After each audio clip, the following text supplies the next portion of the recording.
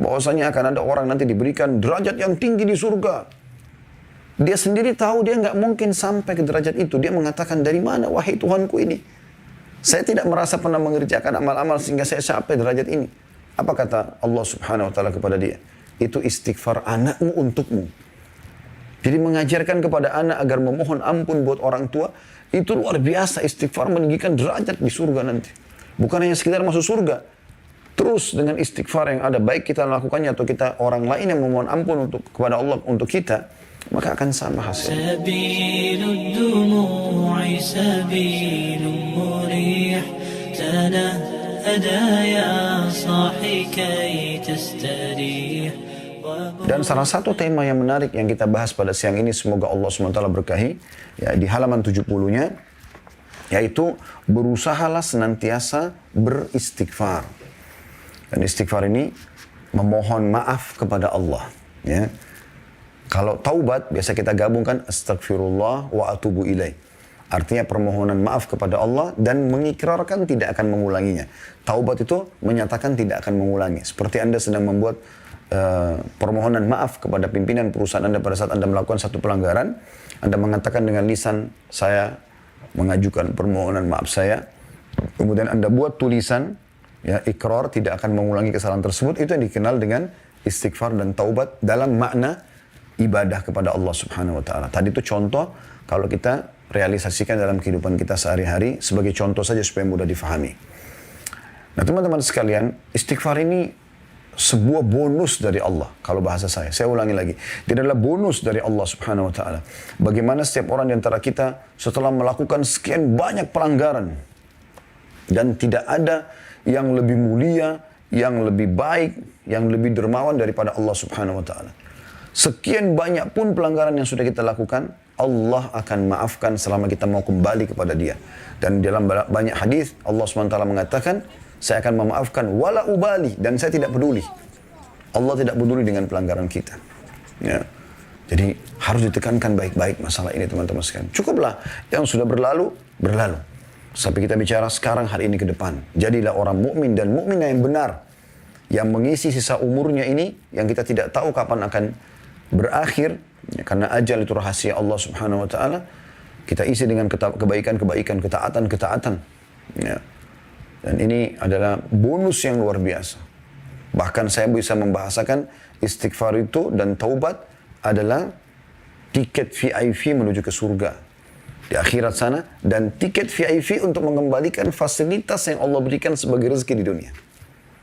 Ya, karena dengan taubat, kata Nabi SAW tadi hadis yang sudah saya bacakan, taubat tajubu ma qablah. Taubat membersihkan semua kesalahan yang lalu. Jadi Anda sudah diputihkan. Pernah sudah diputihkan berarti fasilitas secara duniawi dari rezeki dan kebutuhan kita akan dikembalikan oleh Allah Subhanahu wa taala. Bahkan bisa ditambahkan karena kita lebih giat dalam patuh. Dan di akhirat pada saat meninggal kita masuk ke dalam surga. Lalu kenapa teman-teman kita tidak berusaha selalu istighfar? Itulah judul kita. Berusaha senantiasa istighfar. Tidak ada ruginya beristighfar itu. Pernah satu kali Imam Ahmad rahimahullah di masa akhir hidup beliau tergerak hatinya untuk datang ke sebuah kota. Tapi beliau tidak tahu kenapa beliau ke sana gitu. Beliau datang, kemudian sampai ke kota itu, beliau tidak kenal orang-orang, maka beliau ke masjid, ikut sholat. Selepas sholat Isya di masjid tersebut, Imam Ahmad rahimahullah tidak dikenal oleh orang-orang di wilayah itu. Karena zaman dulu tidak ada foto kayak kita sekarang ya, mudah dikenal. Oh ini mukanya ustadz ini, kiai ini seperti ini, mudah dikenal. Kalau sekarang zaman dulu tidak bisa, kecuali orang bertemu langsung. Kemudian kita tahu, oh ini Ahmad bin Hanbal, oh ini Syafi'i, oh ini Abu Hanifah, oh ini Imam Malik dan seterusnya. Ya. Maka marbot masjid datang, kemudian mengatakan kepada Imam Ahmad, sudah selesai sholat Isya, Anda harus keluar dari masjid. Kata Imam Ahmad, saya musafir, tidak ada kenalan di sini. Saya akan istirahat di masjid. Marbotnya dengan tegas mengatakan tidak bisa. Anda harus keluar dari masjid. Masjid akan dikunci. Gitu kan. Maka Imam Ahmad pun diusir dari masjid tersebut.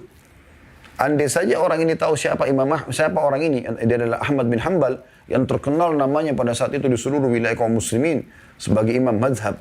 Ya. Maka tentu dia tidak akan bermuamalah seperti ini.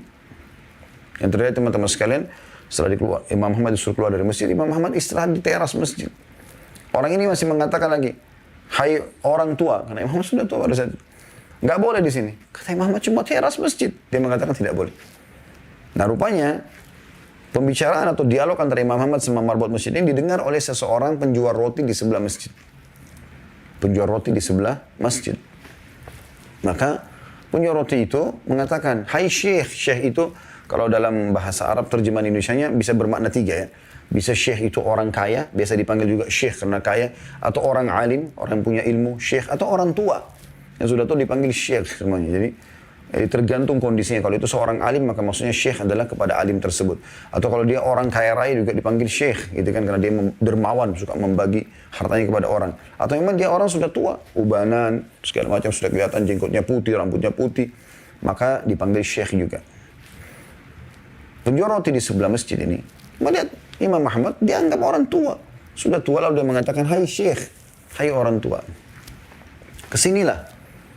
Imam Ahmad pergi ke sana.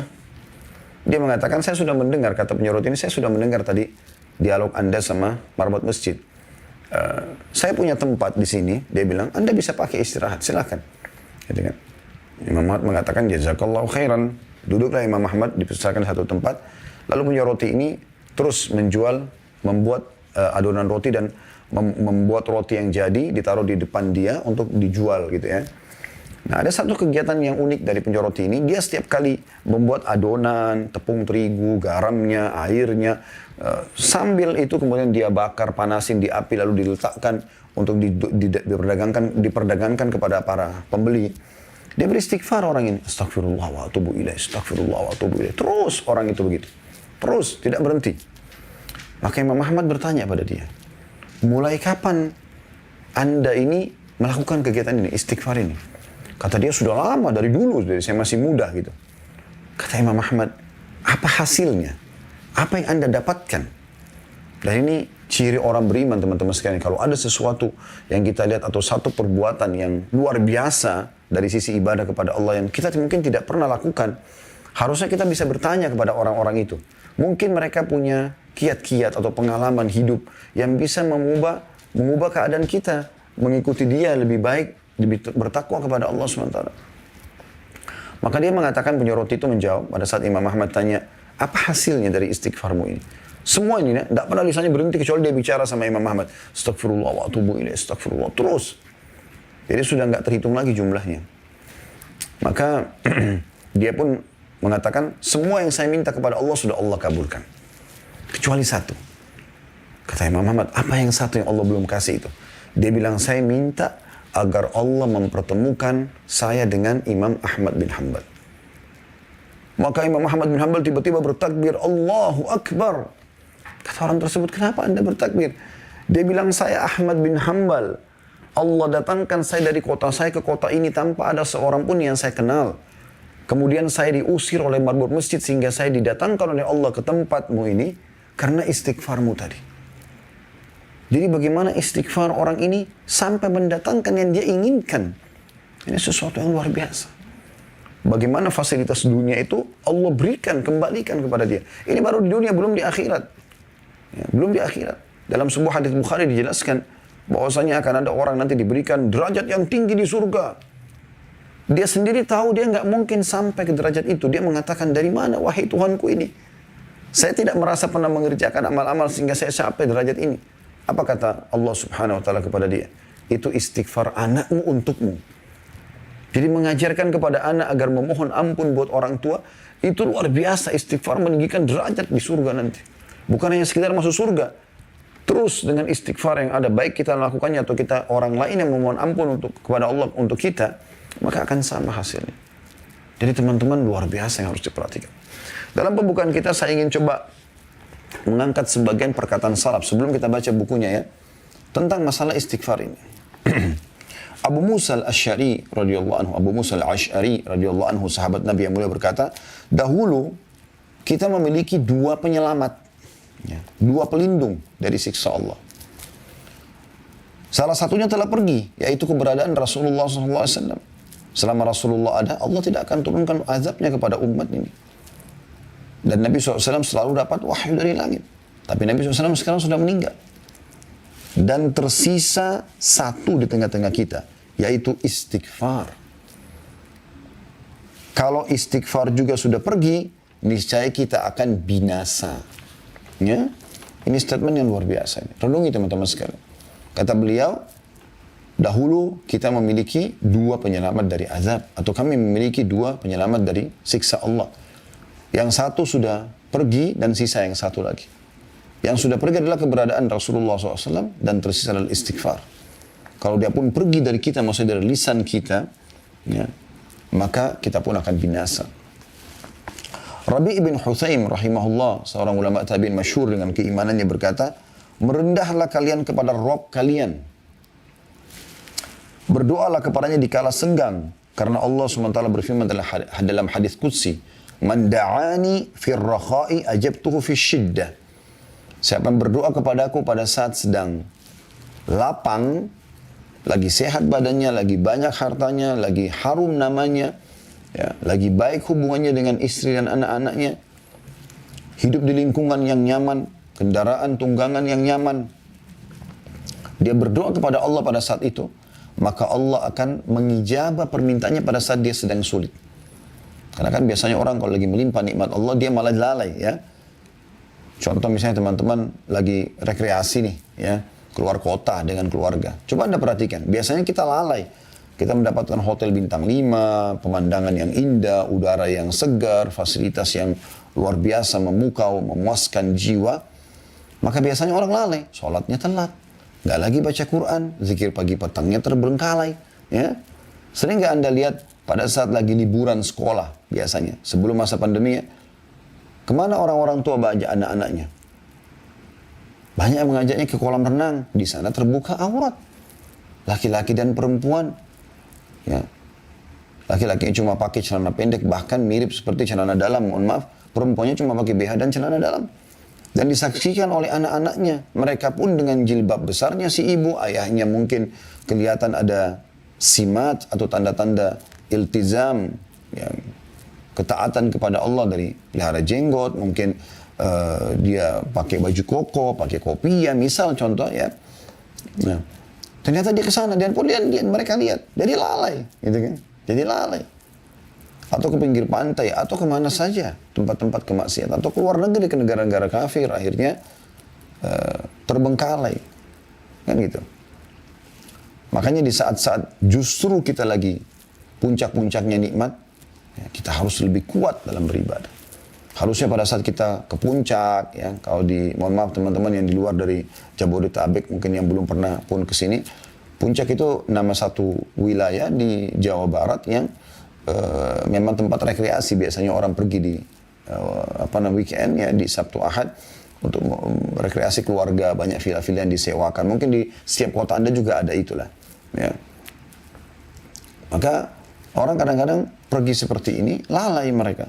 Harusnya kita pada saat pergi seperti itu, makin bagus sholat malamnya, di udara yang sejuk, di hotel bintang 5, di pemandangan yang indah, di situ Anda berzikir, Anda bertafakur, duduk di teras hotel, Anda memikirkan penciptaan langit dan bumi. Harusnya seperti itu, ya. Bukan malah lalai.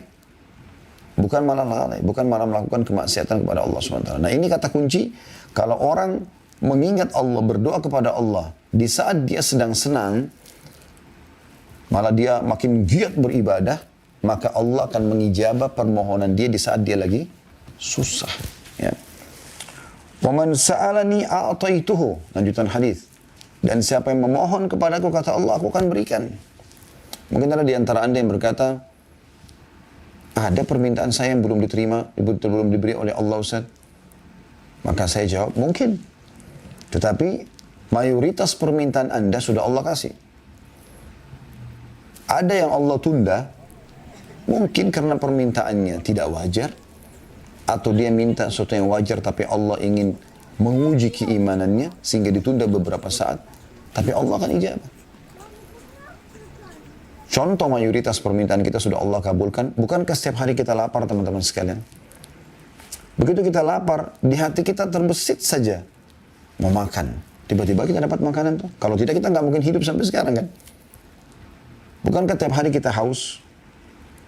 Tapi begitu kita haus, kadang-kadang cuma kita ucapkan haus nih, mata kita dan pikiran kita terarah ke satu supermarket lalu kita beli minuman misalnya. Dan kita bebas memilih minuman yang mana kita inginkan. Lalu kita meneguk minuman yang dingin dan sejuk itu, ya, sehingga menghilangkan dahaga kita. Ya, bukankah banyak sekali ya yang lainnya, kita misalnya setiap hari ingin berpenampilan dengan penampilan yang bagus, yang membuat kita nyaman dan penilaian orang juga jadi positif kepada kita. Dan kita punya pakaian. Kalau mau dihitung teman-teman sekalian, pakaian kita dari kita masih bayi sampai kita sekarang ini. Berapapun umur Anda. Mungkin itu sudah puluhan juta, mungkin ratusan juta nilainya. Begitu juga dengan makanan yang kita konsumsi. Belum lagi hal-hal yang lain, yang gratis. Oksigen yang kita hirup. Cahaya yang ditangkap oleh mata. Suara yang ditangkap oleh kuping. Sehingga kita bisa dengar. Kita nggak tuli, nggak buta, ya, nggak bisu. Itu kan luar biasa itu. Nikmat Allah subhanahu wa ta'ala. Lidah kita masih berfungsi, bisa bedakan mana pahit, mana asin, ya, mana manis dalam waktu seketika. Hidung kita masih bisa membedakan mana bau wangi, bau busuk seketika. Kan itu luar biasa. Telinga kita masih bisa membedakan mana intonasi suara yang tinggi, yang keras, mana yang tidak. Mata kita masih bisa menangkap cahaya sehingga terpantul, ya, sesuatu yang kita bisa melihat dari cahaya tersebut apa yang ada di depan kita. Makanya kalau gelap sekali kan karena tidak ada cahaya yang masuk ke mata kita nggak bisa melihat, gitu kan. Kemaluan kita masih berfungsi, kaki kita masih berfungsi dan seterusnya. Nikmat yang luar biasa yang Allah siapkan. Ya. Maka Allah sudah berikan kepada kita sebenarnya. Allah berikan kepada kita banyak hal. Cuma sebagian yang Allah belum berikan sebagaimana alasan dari saya katakan. Mungkin tidak wajar atau wajar tapi Allah ingin menguji keimanan kita. Lanjutan hadisnya, wa man tawadha'a li rafa'tuhu. Dan siapa yang merendah kepadaku, kata Allah SWT, maka akan meninggikan derajatnya. Merendah, bukan menghinakan diri ya, tapi merendah, mengalah. Karena Allah Subhanahu wa taala. Lanjutan hadisnya, wa man tafarraga li rahimtuh. Siapa yang meluangkan waktu khusus untukku, maka aku akan mengasihi dia. Khusus untuk ibadah kepada Allah SWT. Lagi ada waktu khusus berdoa, berzikir, sholat, puasa, baca Quran dan seterusnya.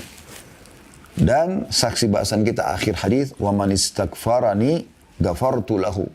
Dan siapa yang memohon ampun kepadaku maka aku akan memaafkannya. Hadis ini ya. Hadis sahih tentunya ini ya.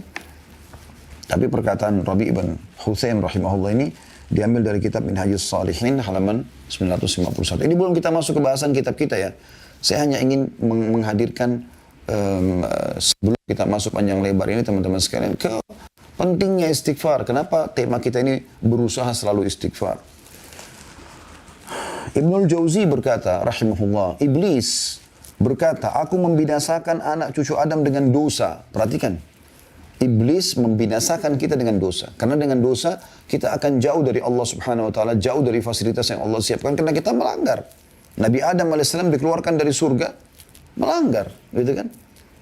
Sampai dia memohon ampun kepada Allah. Itu pun ya, butuh waktu untuk kembali lagi ke surga. Dan mereka membinasakanku, kata iblis, dengan istighfar dan la ilaha illallah. Upaya yang sangat besar dari iblis untuk menyesatkan manusia itu seketika habis setelah dia bermaksiat 20 tahun, 30 tahun. Dia beristighfar di tahun 31-nya, ya, atau tahun 41 dari setelah dia kemaksiatan. Allah maafkan semuanya. Habis upaya iblis. Maka binasa, kata iblis. Saya binasa ini karena upaya saya semua, energi yang saya keluarkan, strategi dan segala macam habis dengan istighfar. Dan la ilaha illallah. Dengan terus bergantung, memahami makna tidak ada Tuhan yang berhak disembah kecuali Allah. Lalu hanya bergantung kepada Allah. Dengan penuh keyakinan Allah itu maha kuasa, maha adil, maha baik, ya, dan seterusnya. Jadi ini statement yang luar biasa. Lalu kata beliau, iblis masih berkata, manakala aku melihat hal itu pada mereka, aku tanamkan pada mereka nafsu, ya, hawa nafsu, di mana mereka berbuat dosa tapi mereka tidak beristighfar karena mereka mengira diri mereka berbuat baik. Jadi orang kalau sudah buat maksiat yang iblis lakukan dengan para pengikutnya, bagaimana membuat orang itu nyaman dengan dosa tersebut, atau bahkan sebaliknya. Kalau dia ahli ibadah, dia seakan-akan sudah kotor, sudah pelanggar, nggak perlu istighfar. Ini keliru. Di poin ini penting teman-teman sekalian. Setiap Anda mulai mau terjerumus dalam kemaksiatan, ingat Allah SWT. Dan kalau ada peringatan dalam hati, khawatir dan segala macam, berhenti. Jangan lagi melakukannya. Lari kepada ketaatan kepada Allah SWT. Anda yang bisa menyelamatkan diri Anda sendiri. Allah mengatakan dalam Al-Quran, A'udzubillahi minasyaitonirrajim, Innallaha la yughayyiru ma biqaumin hatta yughayyiru ma bi anfusihim. Allah tidak akan pernah mengubah nasib satu kaum sampai mereka mengubah nasibnya sendiri. Ini poin penting. Justru pada saat itu Anda beristighfar kepada Allah Subhanahu wa taala. Jangan terus melakukan kemaksiatan itu. Berhentikan. Qatadah berkata rahimahullah, perkataan yang luar biasa ini. Dia mengatakan, Al-Quran menunjuki kalian penyakit dan obat penyembuh kalian. Al-Quran menunjukkan kepada kalian tentang penyakit yang berbahaya buat kalian. Dan ada penawarnya. Ada obatnya. Penyakit kalian adalah dosa. Penyakit kalian adalah dosa. Nah, kita harus paham, jadi dosa itu penyakit, racun. Berbahaya buat kita. Dosa itu untuk dipelajari dan ditinggalkan. Amal soleh dipelajari itu diamalkan. Dan obat penyembuh kalian dari dosa tersebut adalah istighfar. Adalah istighfar. Ali radhiyallahu anhu berkata, statement yang menarik sekali dari beliau. Sahabat Nabi yang mulia. Yang aneh adalah orang binasa padahal keselamatan bersamanya. Orang tertahan fasilitas dunianya, penyakitnya nggak sembuh-sembuh, nggak dapat jodoh, nggak bisa maju-maju usahanya dan segala macam hal. Yang aneh adalah orang binasa padahal keselamatan ada bersamanya. Di akhirat juga dia masuk neraka. Maka beliau ditanya, apa keselamatan Anda maksudkan? Kata Ali radhiyallahu anhu, istighfar. Memohon ampun kepada Allah. Apapun permasalahan Anda, saudaraku, saya ulangi lagi, permasalahan apapun yang sedang Anda hadapi, kecil ataupun besar di dunia ini, maka yang paling pertama, istighfar kepada Allah. Berusaha selalu istighfar. Mohon ampun. Karena penyebabnya dosa. Gitu kan? Lalu beliau mengatakan, tidaklah seorang hamba diilhami oleh Allah SWT untuk beristighfar, sementara Allah berkehendak untuk mengazabnya. Jadi kalau ada hamba yang Allah mudahkan untuk beristighfar, berarti memang Allah inginkan untuk mengampuni dia. Kalau Allah memudahkan, lisan Anda mengatakan, Ya Allah bukakan rezeki buat aku, berarti Allah sedang ingin memberikan Anda rezeki. Ya Allah masukkan aku dalam surga, selamatkan aku dari neraka, berarti Allah memang menginginkan Anda masuk dalam surga. Karena dengan izin Allah lah lisan kita bisa mengucapkan itu. Sampai kadang-kadang teman-teman, saya kalau lagi berdoa, saya coba membahasakan begini. Ya Allah yang telah mengizinkan lisanku untuk mengucapkan doa ini. Yang mengizinkan dahiku untuk sujud di tempat sujud ini. Mengizinkan untuk mengerjakan sholat ini. Jadi kita renungi apa yang sedang Allah berikan ini. Karena Allah gerakkan kita untuk itu, berarti Allah ingin sesuatu. Allah menginginkan kita mendapatkan kebaikan yang akan kita minta setelah itu. Luqman alaihissalam, ada yang mengatakan dia nabi, ada yang mengatakan juga dia orang soleh, kita menganggapnya adalah nabi misalnya. Karena Allah sebutkan namanya dalam Al-Quran surah Luqman. Ya. Dia pernah berwasiat kepada anaknya, wahai anakku, Allah memiliki beberapa waktu tidak ditolak orang yang meminta pada waktu itu. Seperti antara azan dan iqamah, seperti sepertiga malam. Yang Anda sudah tahu pada saat hujan turun, ya, doa orang tua pada anaknya dan seterusnya. Maka perbanyaklah istighfar. Perhatikan di sini, wasiat Luqman alaihissalam bukan perbanyaklah permintaanmu. Ya. Tapi dia mengatakan, perbanyaklah istighfar. Karena dengan istighfar ini, permohonan maaf, Allah akan berikan semuanya. Perhatikan waktu Nabi Adam AS melakukan pelanggaran. Makan pohon dari pohon yang Allah larang. Apa yang terjadi? Apakah Nabi Adam mengatakan, Ya Allah, kembalikan aku ke surgamu? Bukan. Nabi Adam mengatakan, Rabbana zalamna anfusana. Ya Allah, kami telah menzalimi diri kami. Wa in lam taghfir lana wa tarhamna lanakunanna minal khasirin. Kalau engkau tidak memaafkan kami, mengasihi kami, maka kami termasuk orang-orang yang rugi. Karena Nabi Adam AS sangat faham dengan mohon ampun kepada Allah akan kembali fasilitas tersebut. Ya, seperti itu. Aisyah berkata, radhiyallahu anha, ummul mukminin, Tuba ini sebuah tempat di surga, ya, pohon di surga, itu sebuah pohon di surga. Tuba bagi orang yang mendapatkan banyak istighfar dalam buku catatan amalnya. Kemudian Abul Minhal rahimahullah berkata, tidaklah seorang hamba didampingi dalam kuburnya oleh pendamping yang lebih dia cintai daripada istighfar. Kalau Anda mau pendamping yang paling Anda suka di kuburan, yang Anda merasa tentram dengannya, karena memang dalam sebuah hadits Bukhari dijelaskan, seseorang itu akan ditemani oleh amalnya. Amal soleh itu akan berbentuk seperti makhluk. Kalau dia amal soleh, seperti bentuk makhluk yang tampan, yang wangi, yang bercahaya. Dan dia kagum jenazah ini karena berada di sebelah amal itu. Dan kalau orang naudzubillah meninggal, semoga Allah selamatkan kita dan memaafkan kalaupun kita punya kesalahan masa lalu. Dari perzinahan, dari minum khamar, dari narkotika, dari menipu orang, dari segala macam perbuatan buruk, maka akan berbentuk wujud. Ya. Bentuk wujud, sosok yang menakutkan, yang mengeluarkan bau yang sangat busuk. Ya. Al-Hasan Basri berkata rahimahullah, seorang ulama tabi'in, renungi baik-baik semua nasihat yang mulia ini. Perbanyaklah istighfar di rumah-rumah kalian, di meja-meja kalian, di meja-meja makan kalian, di jalan-jalan kalian, di pasar-pasar kalian, di majelis-majelis kalian. Karena kalian tidak tahu kapan ampunan itu turun. Ya. Makanya di sini judul kita menarik sekali, berusahalah selalu istighfar. Ini Hasan Basri mengatakan, karena kalian tidak tahu kapan ampunan itu datang, dari istighfar yang mana. Seorang badui berkata, siapa yang ingin menjadi tetangga kami di tanah kami, hendaklah memperbanyak istighfar. Karena istighfar adalah awan tebal yang mengandung air hujan. Jadi mereka memberikan syarat siapa mau jadi tetangganya, silakan. Tapi perbanyak istighfar. Akhirnya jadilah engkau ahli ibadah yang dekat kepada Allah SWT. Karena tidak mungkin istighfar kecuali ahli ibadah. Gitu kan. Mereka tahu nilainya permohonan maaf kepada Allah itu. Karena itu akan mendatangkan hujan yang lebat bukan sebagai bencana, tapi maksudnya hujan lebat yang membuat tanah-tanah subur, hewan-hewan bisa hidup, manusia juga bisa hidup, sungai-sungai, lautan bisa terlihat sebagai perhiasan di muka bumi dan bisa memenuhi kebutuhan manusia.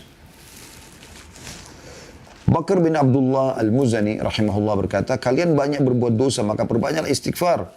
Karena seseorang kalau menemukan istighfar dalam catatan amalnya pada setiap jarak 2 baris, dia akan senantiasa atau senang melihat tempat itu. Ini mirip sama judul kita ya. Berusaha selalu beristighfar, senantiasa istighfar. Kata beliau, kalian banyak buat dosa. Bahkan kadang-kadang ada dosa yang tidak sengaja kita lakukan. Jadi kan. Maka, apalagi yang kita sengaja ya. Maka beliau mengatakan perbanyak istighfar.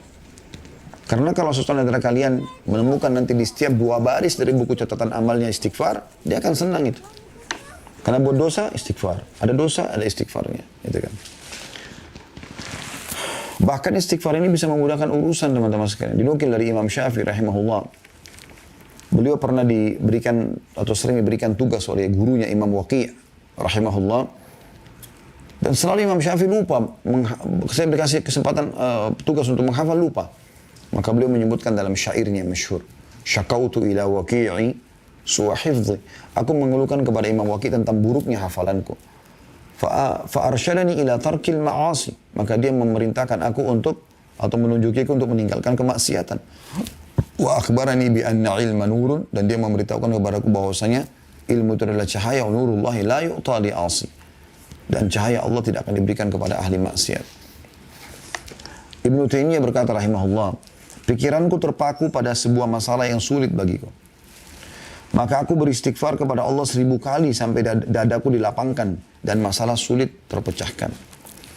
Aku kadang berada di pasar, di masjid atau di sekolah, tapi hal itu tidak menghalangiku dari zikir dan istighfar sampai aku meraih apa yang aku inginkan. Nah itu kan luar biasa statement ini. Ini semua teman-teman statement yang menarik yang harusnya kita jadikan sebagai bahan renungan. Baik, saya akan mulai membaca teman-teman sekalian apa yang menjadi bahasan kita pada kesempatan ini di halaman 70 tentang berusahalah untuk senantiasa istighfar. Di antara yang disyariatkan dan dianjurkan Allah Subhanahu wa taala, kata penulis, kepada hambanya ialah senantiasa beristighfar kepadanya Azza wa Jal, maksudnya kepada Allah Subhanahu wa taala. Dan itu adalah petunjuk para nabi alaihi wassalatu wassalam. Allah SWT berfirman kepada Nabi Nuh AS dalam surah Nuh ayat 28. Allah perintahkan para nabinya beristighfar. Para nabi itu maksum. Nabi itu dimaafkan kesalahannya. Tapi perhatikan apa Allah anjurkan kepada mereka. Manusia-manusia terbaik yang Allah pilih sebagai utusannya. A'udzu billahi minasyaitonir rajim, surah Nuh ayat 28. Rabbighfirli wa liwalidayya wa liman dakhala baitiya mu'minan wa lil mu'minina wal mu'minati wa la tazididz zalimina illa tabara. Wahai Tuhanku, ampunilah aku, ibu bapakku, dan siapapun yang memasuki rumahku dengan beriman, dan semua orang yang beriman, laki-laki dan perempuan. Dan janganlah engkau tambahkan bagi orang-orang yang zalim itu selain kehancuran. Ketika beliau memohon kepada Allah agar menyelamatkan putranya, maka beliau menilai permintaan itu termasuk perkara yang mengharuskan beristighfar. Bahkan beliau khawatir tergolong dari orang-orang yang merugi. Jadi pada saat Nabi Nuh alaihissalam sudah naik di atas kapal dan semua pengikut yang beriman sudah naik, bahkan hewan-hewan dari setiap jenis betina jantan dibawa gitu kan. Maka Nabi Nuh melihat anaknya. Ya. Maka Nabi Nuh memanggil anaknya untuk naik. Ayo naik. Tapi anaknya nolak, tidak mau. Tetap tidak mau. Dan dia mengatakan, saya akan pergi ke gunung yang tinggi untuk menyelamatkan diri. Nabi Nuh sudah bilang, tidak ada lagi yang bisa selamat dari siksa Allah pada hari ini. Tapi karena dia tidak mau, ya, maka tenggelamlah anaknya. Depan matanya dia lihat anaknya tenggelam, mati dalam keadaan kafir. Nabi Nuh sempat berkata, ya Allah, sungguhnya dia dari keluargaku. Dan janjimu adalah benar. Maka Allah menegur Nabi Nuh alaihissalam. Sungguhnya dia bukan lagi keluargamu, hai Nuh. Amalnya, perbuatannya bukan perbuatan yang baik. Lalu Allah mengatakan apa? Ya, aku tidak ingin kau termasuk orang-orang yang jahil. Tidak mengerti. Ya. Aku sudah tentukan seperti ini, lalu kau coba memprotesnya, tanda kutip ya. Walaupun Nabi Nuh AS sini bukan memprotes, tapi Nabi Nuh AS ya, prihatin sebagai ayah tentang anaknya gitu. Maka Nabi Nuh pun merasa bertakut kepada Allah. Ya. Dia mengatakan Allah Nuh dalam surah Hud ayat 47. Nabi Nuh mengatakan pada saat Allah sudah menegurnya. A'udzu billahi minasyaitonir surah Hud ayat 47. Qala rabbi inni a'udzu bika an as'alaka ma laysa li bihi 'ilm wa illa taghfir li wa tarhamni akum minal khasirin. Nabi Nuh berkata, wahai Tuhan, sesungguhnya aku berlindung kepadamu bahwa aku memohon kepadamu sesuatu yang tidak aku ketahui. Dan sekiranya engkau tidak memberi ampun kepadaku dan tidak menaruh belas kasihan kepadaku, niscaya aku termasuk orang-orang yang merugi. Jadi Nabi Nuh SAW pun memohon ampun atas tadi permintaan agar anaknya diselamatkan, pada anak yang meninggal dalam keadaan kafir. Nabi Musa AS juga berkata dalam surah Al-Qasas ayat 16, A'udzu billahi minasyaitonir rajim. Inni dzalamtu nafsi faghfirli faghfaralah innahu huwal ghafurur rahim. Sesungguhnya aku telah menzalimi diriku sendiri, maka ampunilah aku dengan berbuat kesalahannya. Maka dia Allah mengampuninya. Sesungguhnya Allah dialah yang maha pengampun lagi maha penyayang. Juga dalam surah Al-A'raf 151 masih kisah Nabi Musa alaihissalam. A'udzubillahi minasyaitonir rajim. Qala rabbighfirli wa li akhi wa adkhilna fi rahmatik wa anta arhamur rahimin. Dia Musa berkata, berdoa, wahai Tuhanku, ampunilah aku dan saudaraku, maksudnya Nabi Harun alaihi wassalatu wassalam, dan masukkanlah kami ke dalam rahmatmu, dan engkau adalah zat yang maha penyayang di antara para penyayang. Juga dalam surah Al-A'raf, masih surah yang sama, ayatnya berbeda, 155 sampai 156. Ya. Yang berbunyi, A'udzubillahi minasyaitonirrajim. In hiya illa fitnatuka tudillu biha man tasha' wa tahdi man tasha'. Anta waliyuna faghfir lana warhamna wa anta khairul ghafirin. Waktub lana fi hadhihi dunya hasanatan wa fil akhirah inna hudna ilaik. Waktub lana fi hadhihi dunya hasanatan wa fil akhirati inna hudna ilaik. Al-ayah. Artinya, itu tidak lain adalah cobaan darimu ya Allah. Engkau sesatkan dengan cobaan itu siapa yang engkau kehendaki, dan engkau beri petunjuk kepada siapa yang engkau kehendaki. Engkaulah pemimpin kami, maka ampunilah kami dan berilah kami rahmat, dan engkaulah sebaik-baik pemberi ampunan. Dan tetapkanlah untuk kami kebaikan di dunia ini dan di akhirat. Sesungguhnya kami kembali atau bertobat kepadamu.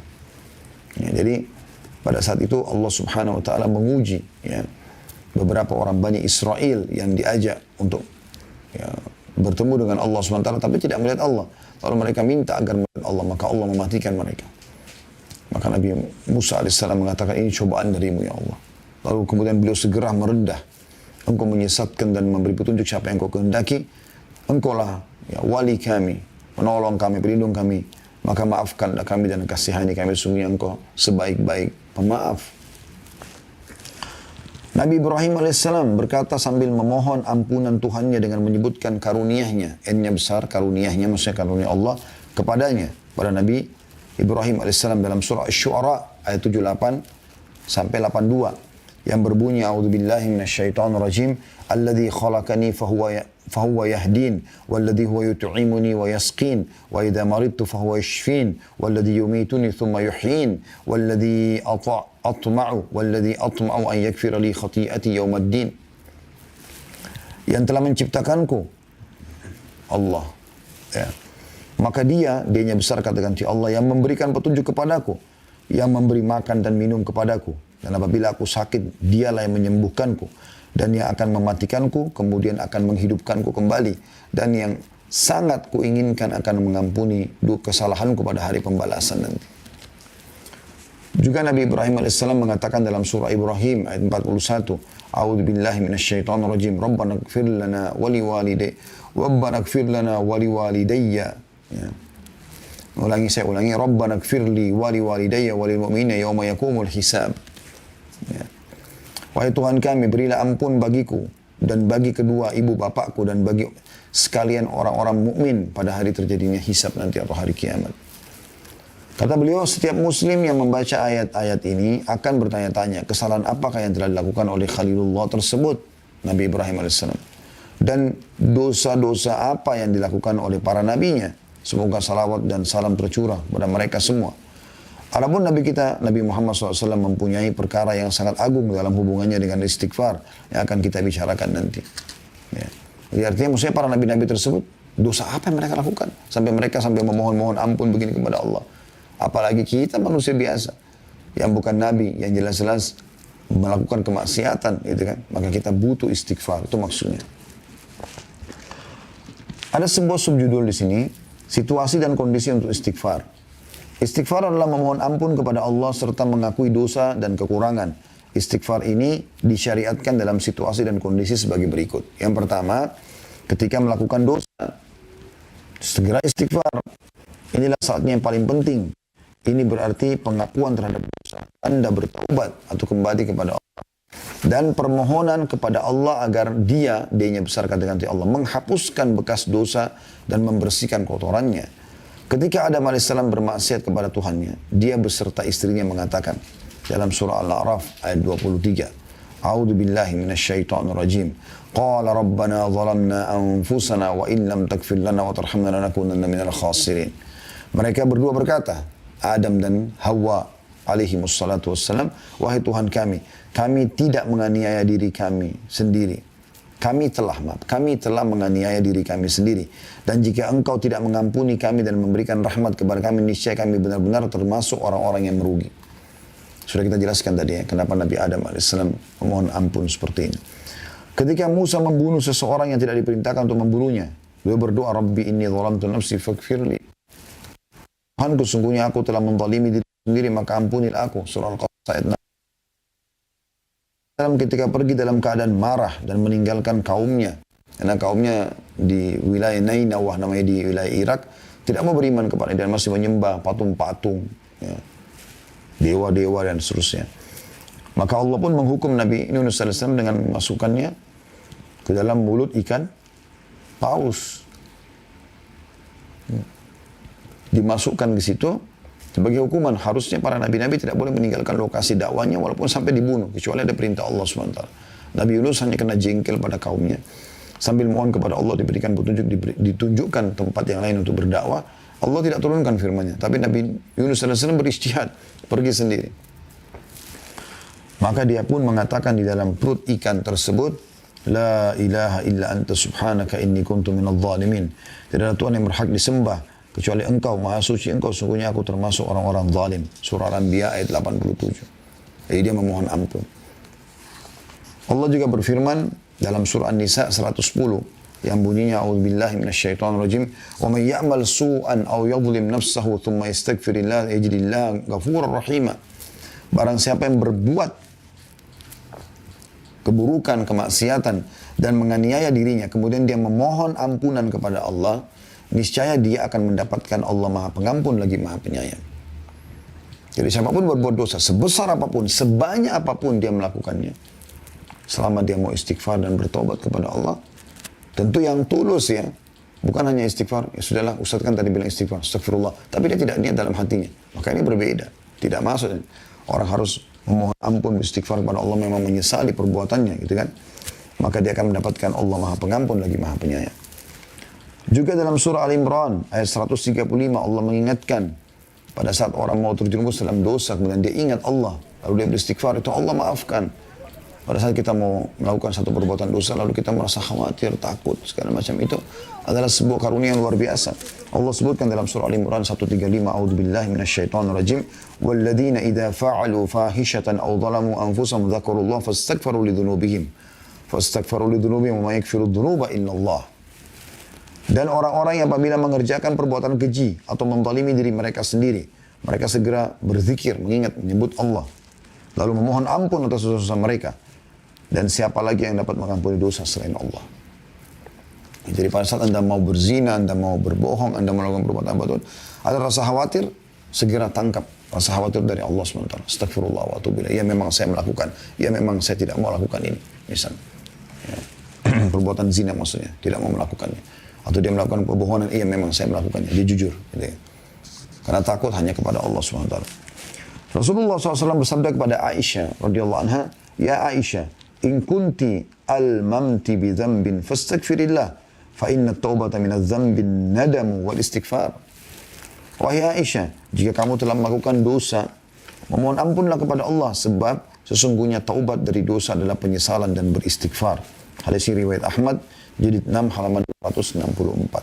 Ya. Dari hadis ini kita akan coba membaca beberapa hadis-hadis ya setelahnya yang menjelaskan kepada kita tentang anjuran untuk beristighfar pada saat sedang melakukan perbuatan dosa ya. Kemudian beliau mengangkat lagi hadis yang lain. Hadis Abu Hurairah radhiyallahu anhu disebutkan bahwa Rasulullah SAW bersabda, "Innal 'abda idza akhta'a khati'atan nukitat fi qalbi nuqtatun sauda, fa idza huwa naza'a wastaghfara wa taba suqila qalbu." وإن عاد زيد فيها حتى تعلو على قلبه وهو الران الذي ذكر الله كلا بران على قلوب ما كانوا يكسبون. Surah Al-Mutaffifin ayat 14. Terjemahan hadits ini, sesungguhnya kata Nabi SAW, seorang hamba melakukan satu kesalahan atau dosa, maka dalam hatinya terbentuk satu bercak hitam. Dosa itu luar biasa.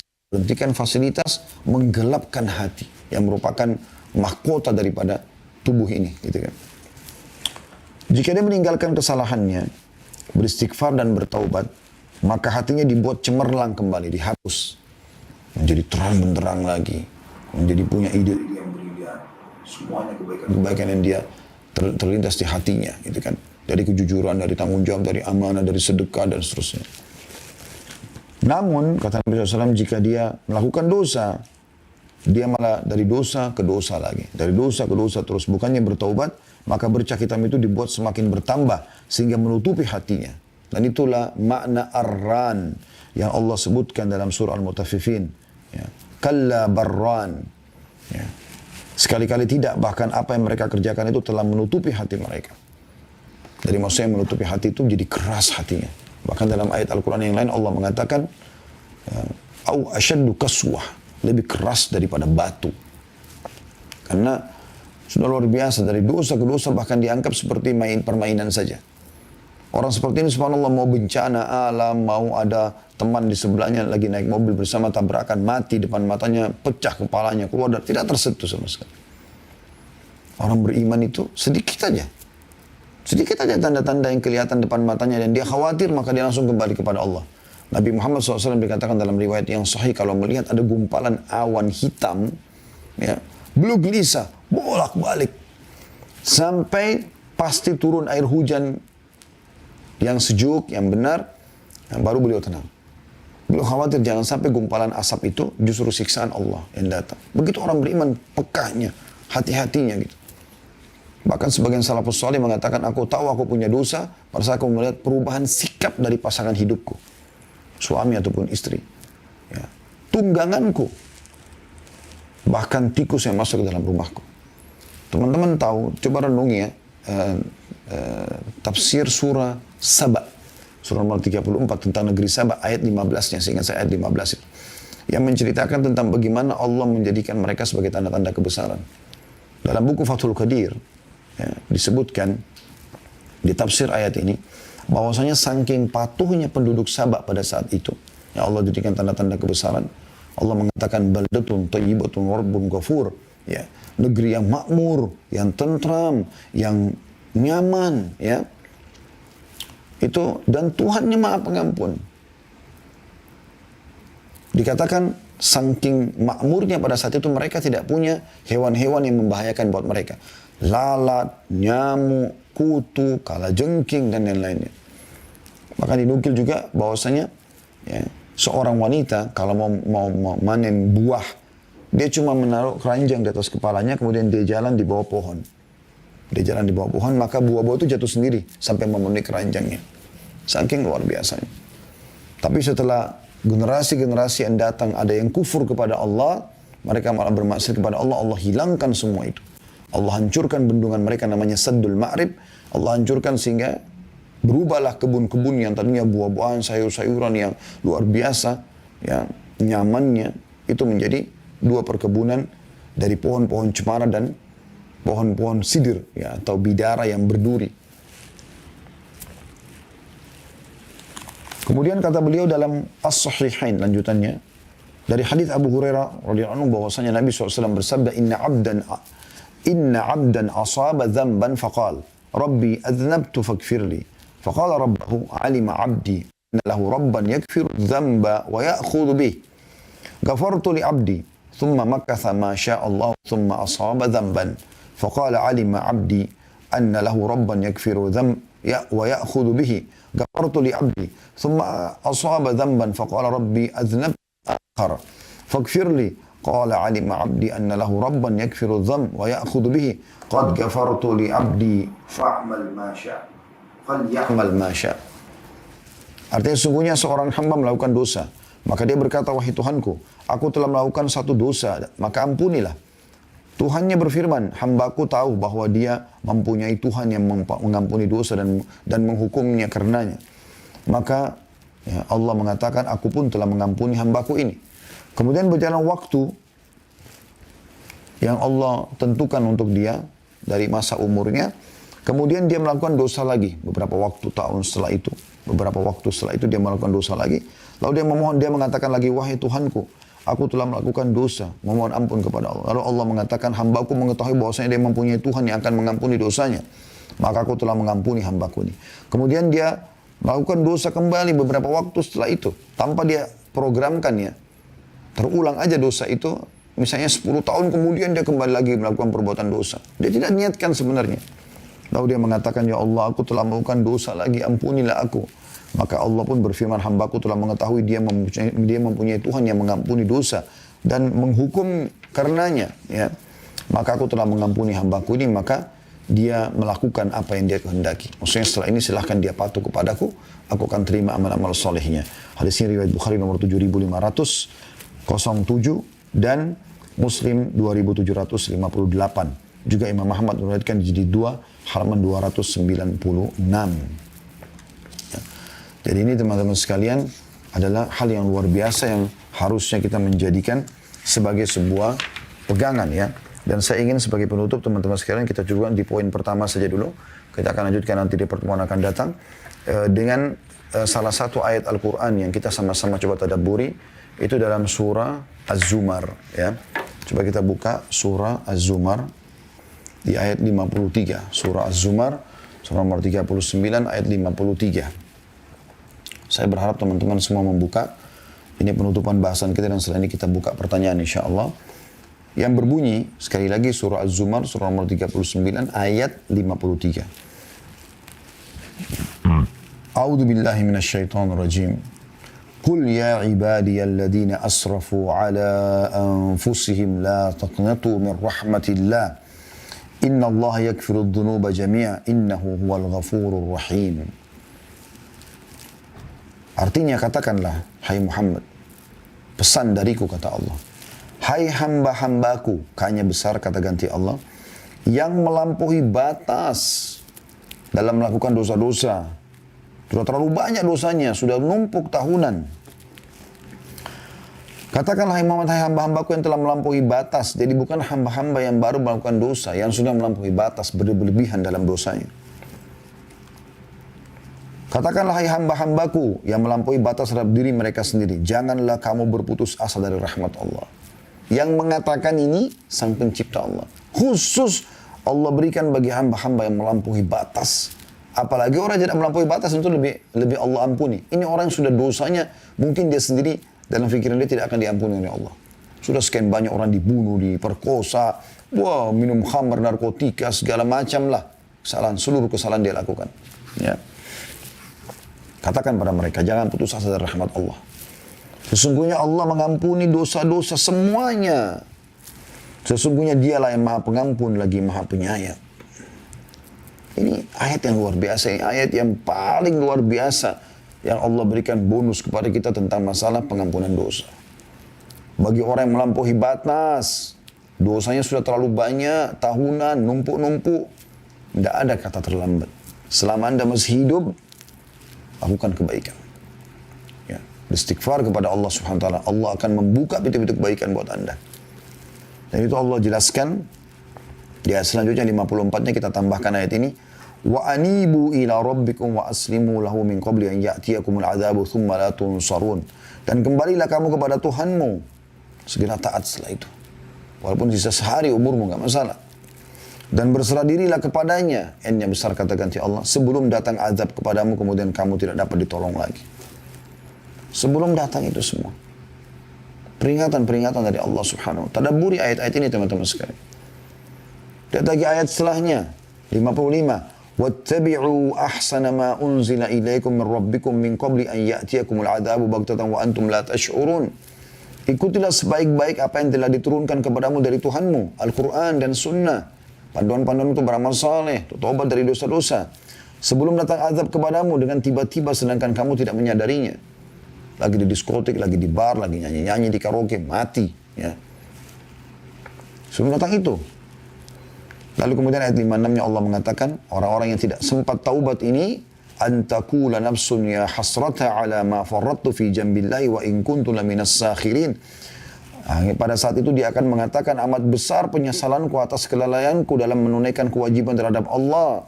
Sedangkan aku sesungguhnya termasuk orang-orang yang mengolok-olok agama Allah. Ya. Jadi ini luar biasa peringatan dari Allah SWT. Tadabbur ayat ini penting teman-teman sekalian. Bagaimana Allah SWT mengingatkan kepada kita agar berhati-hati. Ya. Jadi ini poin yang paling penting. Ya, poin pertama tentang masalah kapan saja kita beristighfar. Untuk kita akan lanjutkan nanti. Pertemuan akan datang insya Allah dengan lanjutan bahasan ini.